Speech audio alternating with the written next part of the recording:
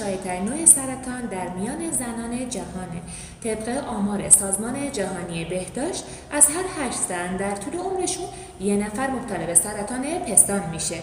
اما خبر خوب اینه که اگه زودتر تشخیص داده بشه احتمال درمان موفقیت‌آمیز خیلی بالا میره. در این ویدیو میخوایم در مورد عوامل خطر، علائم، روش‌های پیشگیری و درمان سرطان پستان با هم صحبت کنیم. پس تا آخر ویدیو با من همراه باشید. سلام دوستان، محمدزاده هستم، ماما و پژوهشگر سلامت. به اسم کلینیک خوش اومدید. عوامل خطر یا ریسک فاکتورها خودشون به 2 دسته تقسیم میشن. دسته اول عواملی هستن که غیر قابل تغییر هستن، یعنی چیزایی که ما نقشی توشون نداریم ولی باید بدونیم که این عوامل ریسک ابتلا رو افزایش میدن. مثل سن، هرچی که سن بیشتر میشه، سن بالاتر میره، احتمال ابتلا بیشتر میشه، به خصوص بعد 50 سال. ولی اینطوری نیستش که بگیم افرادی که سن کمتر در مبتلا نمیشن. جدیداً مخصوصا توی ایران هم سن ابتلا پایین اومده، حتی زیر 45 سال هم مواردی مشاهده شده. مورد بعدی جهش‌های ژنتیکیه، مخصوصا تو این ژن ها که باعث ترمیم DNA میشن. مورد سوم جنسیته. میزان ابتلا به سرطان پستان در خانم ها بیشتر از آقایونه، ولی دقت داشته باشید آقایون از این قاعده مستثنا نیستن، هرچند درصد کمتری رو شامل میشه. مورد بعدی سابقه خانوادگی، یعنی اگه دختر، خواهر، خاله و یا مادر مبتلا به سرطان پستان داشته باشید حتما بایستی بررسی لازم در مورد شما انجام بگیره. و مورد آخر سن قاعدگی زیر 12 سال، یعنی منار که زودرس داشته باشن و یا یائسگی دیررس، یعنی بیشتر از 55 سال. ریسک ابتلا در اینا بیشتره. چرا؟ چون به مدت طولانی با هورمون استروژن مواجهه داشتن. بخش دوم عوامل خطر یا ریسک فاکتورها مربوط به سبک زندگی و محیطمونه. اینا بهش میگن عوامل قابل تغییر، یعنی ما میتونیم درشون مداخله کنیم، مثل چاقی مخصوصا بعد یائسگی، نداشتن تحرک یا عدم فعالیت بدنی، مصرف الکل و دخانیات، هورمون تراپی طولانی مدت، عدم شیردهی، نداشتن بچه و یا بارداری دیرهنگام و همچنین قرار گرفتن در معرض اشعه، مخصوصا در دوران جوانی اگه تحت پرتو درمانی قرار بگیرن. یه سری نشونه ها و علائم خطری وجود داره که نباید نادیده گرفته بشن، مثل احساس توده یا سفتی در پستان یا زیر بغل، وجود ترشحات در نوک پستان مخصوصا اگه خونی باشه، تغییر در اندازه یا شکل پستان، عدم تقارن پستان ها، فرو رفتگی در نوک پستان یا در پوست پستان، التهاب و قرمزی در ناحیه پستان، پوست شدن پوست پستان و یا حالتی مثل پوست پرتقالی پیدا کردن. این علائمی هستش که اگه بیشتر از 1 الی 2 هفته طول بکشه باید سریعا به پزشک یا ماما مراجعه کنید. معاینه شخصی پستان یا برست سلف اگزامینیشن معاینه‌ای هستش که توسط هر فرد، هر خانم ترجیحاً بعد 20 سالگی ماهانه بعد از پایان خونریزی قاعدگی انجام میشه. چرا این بازه زمان رو در نظر میگیریم؟ یعنی چرا میگیم که بعد از پایان خونریزی قاعدگی باشه؟ چون در این بازه زمانی پستان ها نرمتره، حساسیت کمتری داره و اگه توده‌ای باشه قابل تشخیص و قابل لمس خواهد بود. و چرا این معاینه که توسط خود فرد انجام میشه اینقدر مهمه؟ چون مطالعات نشون داده که در اکثر موارد خود خانم ها اولین نفراتی بودن که با معاینه خودشون توده رو حس کردن.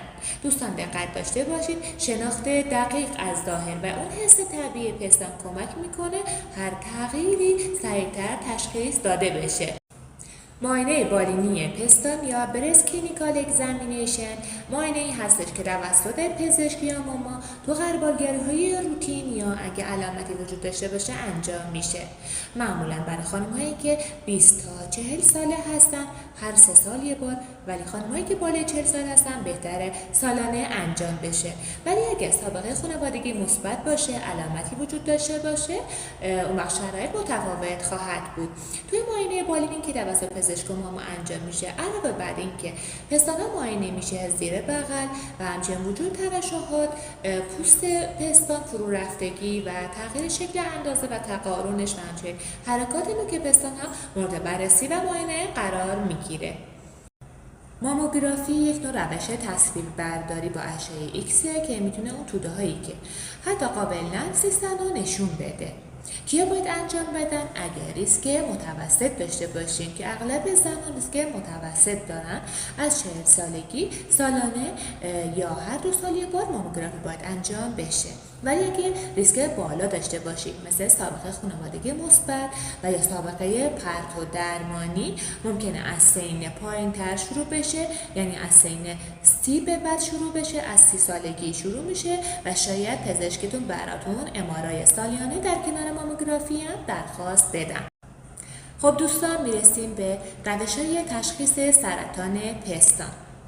ماموگرافی تشخیصی که انجام میشه وقتی که در غربالگری هایی که به صورت روتین انجام شده و یا اونایی که علامت داشتن چیز مشکوکی گزارش شده باشه.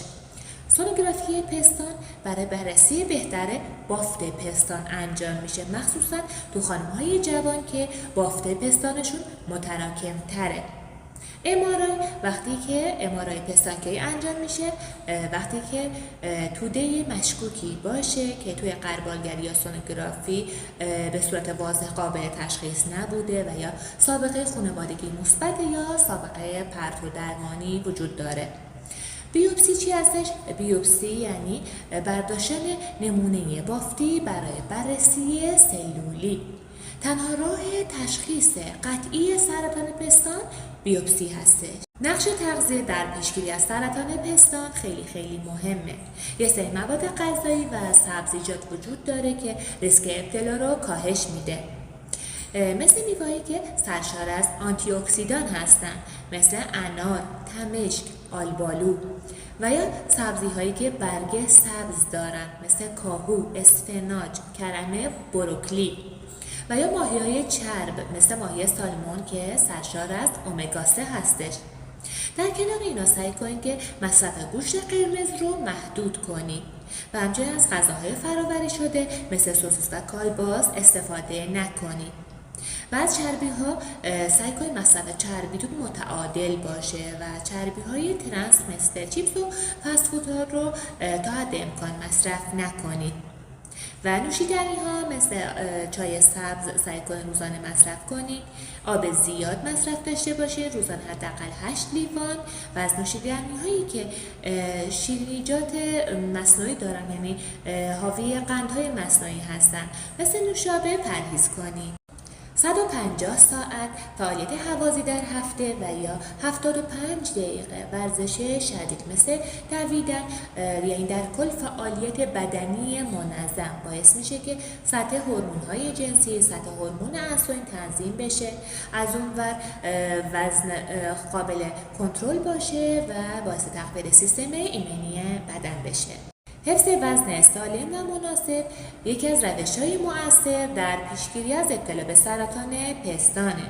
چرا؟ چون اگه خانومی بعد از یائسگی اضافه وزن پیدا کنه، چاق بشه، میاد استروژن توسط اون چربی ها تولید میشه، یعنی بدن در مواجهه بیشتری با هورمون استروژن قرار میگیره که ریسک ابتلا به سرطان پستان رو افزایش میده.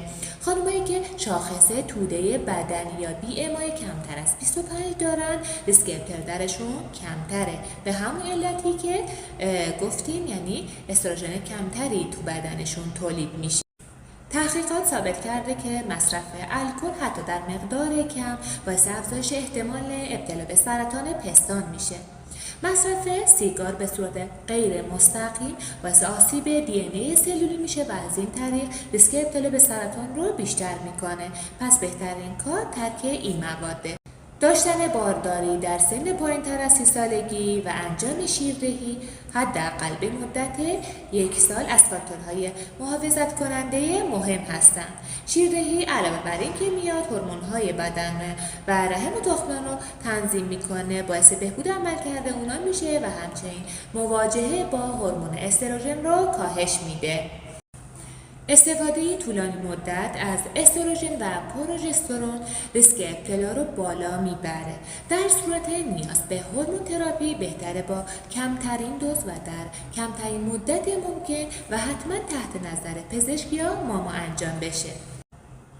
برای خانم‌هایی که سابقه خانوادگی بسیار قوی دارن و یا جهش‌های ژنتیکی خاصی دارن، ممکن است داروهای ضد استروژن مثل تاموکسیفن استفاده بشه و یا مستکتومی پیشگیرانه براشون در نظر گرفته بشه. دوستان دقت داشته باشید سرطان پستان اگه زود تشخیص داده بشه در اکثر موارد قابل درمانه، اما بهترین کار همیشه پیشگیریه. با اصلاح سبک زندگی سالم، معاینه‌های منظم و همچنین آگاهی از علائم هشدار ما میتونیم از خودمون و بدنمون مراقبت کنیم. اگه این ویدیو براتون مهم بود حتما لایک و کامنت یادتون نره، برای دوستانتون به اشتراک بذارید و چنل رو سابسکرایب کنید که ویدیوهای بعدی رو از دست ندید و فراموش نکنید که آگاهی یعنی قدرت. همین آگاهی میتونه جون یک نفر رو نجات بده، شاید حتی خوده. دوستان دقت داشته باشید سرطان پستان اگه زود تشخیص داده بشه در اکثر موارد قابل درمانه، اما بهترین کار همیشه پیشگیریه. با اصلاح سبک زندگی سالم، معاینه‌های منظم و همچنین آگاهی از علائم هشدار ما میتونیم از خودمون و بدنمون مراقبت کنیم. اگه این ویدیو براتون مهم بود حتما لایک و کامنت یادتون نره، برای دوستانتون به اشتراک بذارید و چنل رو سابسکرایب کنید که ویدیوهای بعدی رو از دست ندید و فراموش نکنید که آگاهی یعنی قدرت. همین آگاهی میتونه جون یک نفر رو نجات بده، شاید حتی خوده.